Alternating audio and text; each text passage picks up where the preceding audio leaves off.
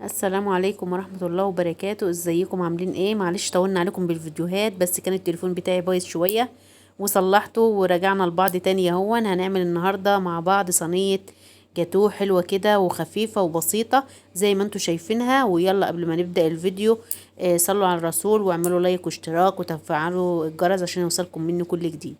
ويلا نبدأ مع بعض الوصفة. طبعا زي ما انتوا شايفين جبنا بولة ونزلنا بثلاث بيضات وضربتهم كويس جدا، وبعد كده نزلت بالسكر ونزلت بكوباية زيت، حاجة بسيطة خالص ومش مكلفة وكل حاجة موجودة عندك في قلب البيت.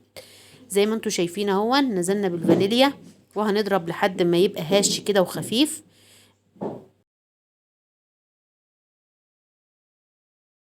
وبعد كده هننزل بالدقيق بتاعنا زي ما انت شايفة. عايز تعمليه بالمضرب اعمليه، عايز تعمليه في الخلاط ماشي، مفيش اي فرق ما بين الخلاط وما بين المضرب. ونزلت بكوباية لبن وبعد كده هخفقهم مع بعض كويس جدا اهو. حط اللبن اللي انت عايزاه، الكميه اللي انت على قد الكميه اللي انت هتعمليها، وزودي الدقيق زي ما انت عايزه. الكميه بتاعتنا دي خدت حوالي 4 كوبايات ونص دقيق. هنضرب كويس جدا وبعد كده هنجيب صينيه مدهونه سمنه او زيت، وبعد كده هنرشرشها بشويه دقيق ونخبطها كده ونقوم منفضينها ونفضي الكيكه بتاعتنا في قلب الصينيه. طبعا انا مشغله الفرن من اول ما بدأت على درجة حرارة 180. نزلتها في الصينية وهخبط الصينية مرتين كده على الرخامة علشان تبقى مظبوطة معاكي اهو زي ما انت شايفة. وهحطها في الفرن او حوالي نص ساعة وبعد كده هنطلعها. تاني خطوة هنعمل الشوكولاتة بتاعة التزيين بتاعتنا. هنعمل ايه؟ هنحط كوباية سكر وكوباية كاكاو وكوباية زيت وكوباية لبن، وهضربها كويس جدا لحد ما قوامها يوصل معايا زي ما انا عايزة. وبعد كده هننزلها في بولة صغيرة ونركنها على جنب ونشوف هنعمل مع بعض ايه.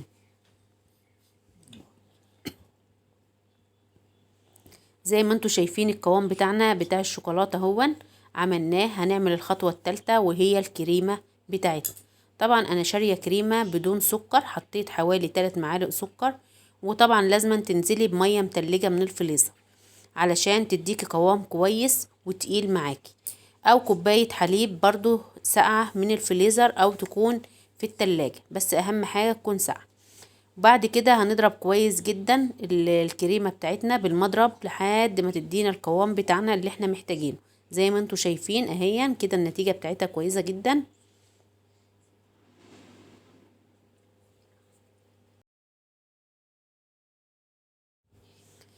طبعا زي ما انتوا شايفين طلعت الكيكة بتاعتي وقسمتها نصين ونزلت بالكريمة بفردها فيها. طبعا يا جماعة ما تنسوش اللايك علشان القناة تترفع اليومين دول لان واقعة خالص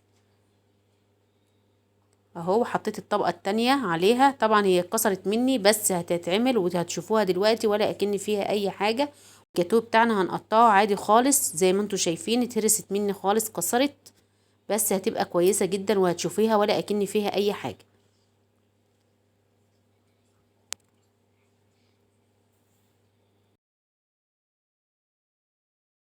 طبعا زي ما انتوا شايفين انا جبت صوص الشوكولاتة اللي احنا عملناه صوص خفيف، ولا بتجيبي شوكولاتة من بره ولا اي حاجة.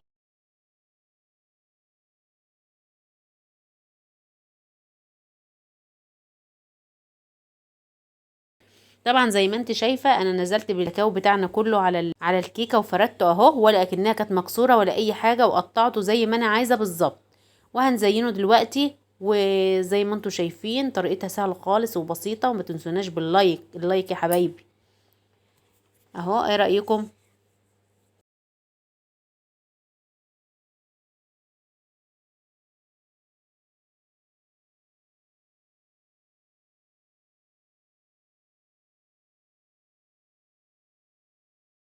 طبعا انا كان باقي معايا شويه من الكيكه كده باقيين.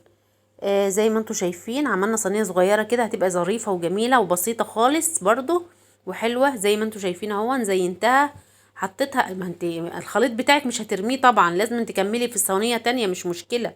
حاجه صغيره ومحندقه كده وشكلها ظريف وحلو. وجبت كيس كده بيتباع في المحل زوقت بيه وزينت بيه، حلو قوي الكيس ده برضو جميل. زي ما انتوا شايفين وكان طعمها حلو قوي وبيجنن. وهنقطعها ونزينها وهنشوف في النهاية الشكل معانا طلع ازاي. او بس ما تنسناش باللايك والاشتراك وتفعيل زر الجرس عشان يوصلكم مني كل جديد. زي ما انتوا شايفين زيناها، التزيين اللي انتوا شايفينه ده كانت جميلة جدا وهشة وحلوة قوي. جربي الوصفة وان شاء الله هتعجبك. وخش على القناة واعملي لايك واشتراك وتفعيل زر الجرس عشان يوصلك مني كل جديد. وما تنسوش تجربوها وتقولوا لي ايه رأيكم في الكومنتات. والسلام عليكم ورحمة الله وبركاته.